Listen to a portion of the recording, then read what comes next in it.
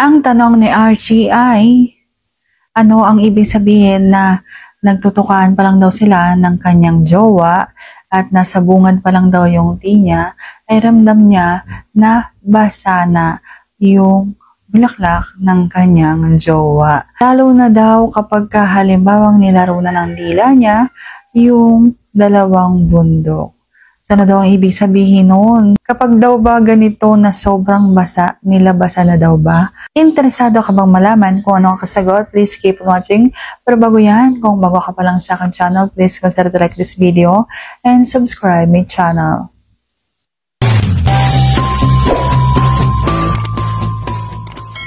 Kapag naglalawa, nagbabasa ang isang babae, lalo na kung tinatrabaho nyo ng tama, yung isang babae, siguradong yan ay ginaganahan po. Opo, ginaganahan pa lang yan, kaya po yan ay nagbabasa. Hindi po yan gata. Kaya mali po yung akala ninyo na pag hinawakan nyo ay basa na, nilabasa na ito. Ganon, hindi po ganon. Iba po ang lumalabas. Hindi po yan yung katulad ng parang tubig na madulas. So, sana sagot ko ng tamang itanong and like this video. Please consider to like this video and subscribe my channel. Thank you for watching. See you on my next vlog.